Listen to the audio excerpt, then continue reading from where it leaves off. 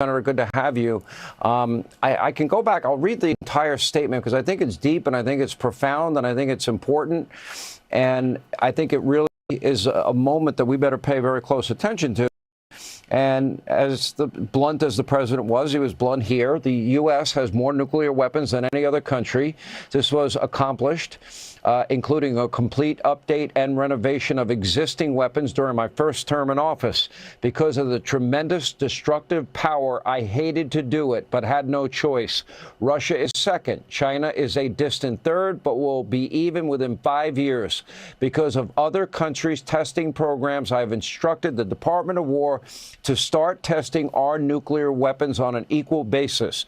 That process begins immediately. Thank you for your attention to this matter. Your take on that? Well, Sean, I think President Trump is once again reflecting sentiment that President Reagan had in the 1980s. They both regretted the necessity of nuclear weapons. They dreamed of a world in which we might not have nuclear weapons. But as long as adversaries like communist Russia back in the day, and today Russia and communist China have nuclear weapons and they're rapidly expanding their arsenal and they're testing their weapons, the United States can't afford to unilaterally disarm. That we have to make sure that our nuclear arsenal is second to none, that it won't be overmatched by the combined forces of Russia and China, that our aging weapons are still usable, and that our new weapons are designed and made properly. So I agree with what President Trump has announced. It's only sensible that in a world when Russia and China are threatening the United States with a rapidly growing and novel nuclear arsenal, that we have to take steps to defend our way of life, because that's what our nuclear arsenal does. It truly defends our way of life. It really does, by every measure. I will tell you this, if you look at your screen, it looks like the motorcade, President Trump has already arrived moments ago. It looks like the motorcade, I have to assume of President Xi, is pulling up now as we speak. And this historic meeting, it is, I can see a Chinese flag on the front of that car. And again, on the agenda, the importation of American agriculture, specifically soybeans, TikTok, rare earths, tariffs, the importation by China of Russian oil, and I'm sure issues involving, Taiwan and other issues around the world, fentanyl, a lot of heavy things on the table. I did talk to the president briefly. He seemed optimistic, but he lives for these moments. He loves to sit. He loves to talk. He loves to negotiate.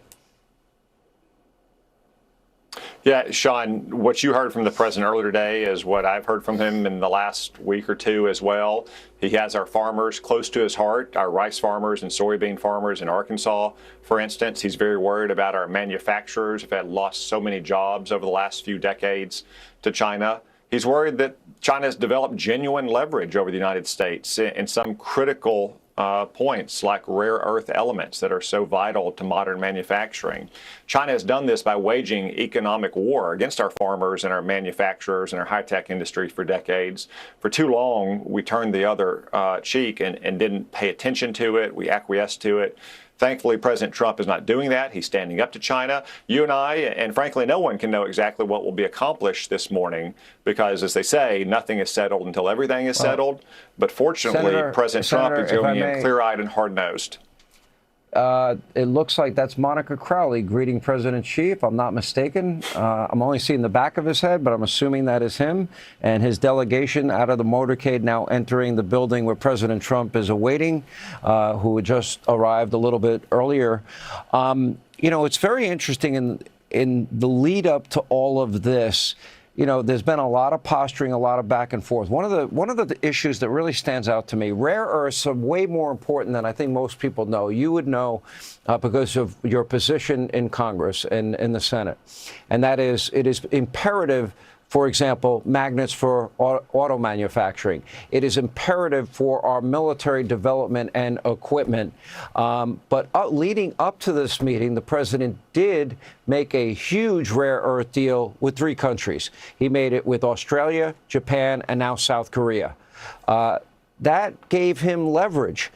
I believe all of these maneuvers, put him in a much better negotiating position, no? I mean, of course, the development here domestically.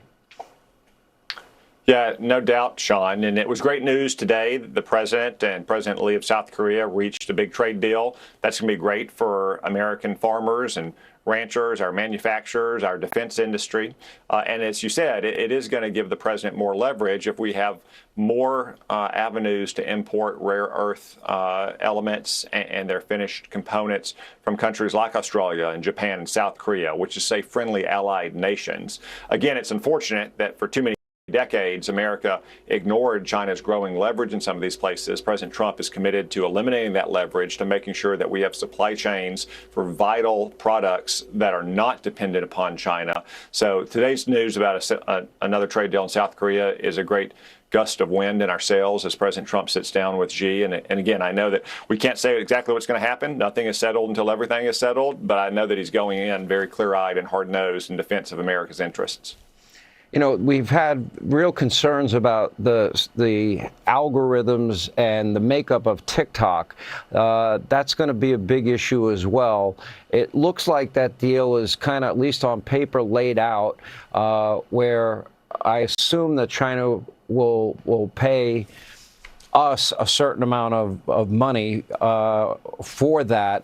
And I assume that we will control the algorithms as it relates to it working within the U.S. Would you assume that as well? Yeah, Sean, that's what the law calls for. Congress passed a law last year with overwhelming majorities. It wasn't a law to ban TikTok. It was a law to try to force TikTok to break its ties to communist China. And you put your finger on the critical question, control of the algorithm. Will control of the TikTok algorithm be in the hands of its new American owners and engineers, or will it remain in the hands of communist China? The parent company, ByteDance. If it's in the hands of Americans, then it's really just another social media app like Facebook or Instagram or X or what have you. But if it remains in the hands of ByteDance, which is ultimately answerable to the communist Chinese regime in Beijing, then that means it remains a potential tool for communist Chinese propaganda and for data theft here in America. Yeah. What do you think as we look at, all these discussions that are going to be going on, do you believe that President Xi will be trustworthy in any deal that he makes? Well, I think, as Ronald Reagan said, President Trump would probably agree on this point, too. You have to trust but verify when you sit down with a communist leader like Xi Jinping. They have a lot of leverage over the United States, unfortunately. We've worked to reverse that leverage in the first Trump term and now this year as well. But we have even more leverage over them. They need access to our massive consumer market. They want more access to many of the products that we make that they can't make. So I think President Trump has a lot of leverage going in. I think it's important that we maintain that leverage through any implementation of a trade deal, whether it's struck today or in the weeks ahead or in the months ahead, to, again, make sure that we trust but verify. It was also important, I thought it was a big announcement by the Chinese that they will reduce their import of Russian oil, which is the lifeblood of their economy, which has been fueling their war machine. I thought that was a big concession leading up to today. Senator Cotton, we appreciate your time.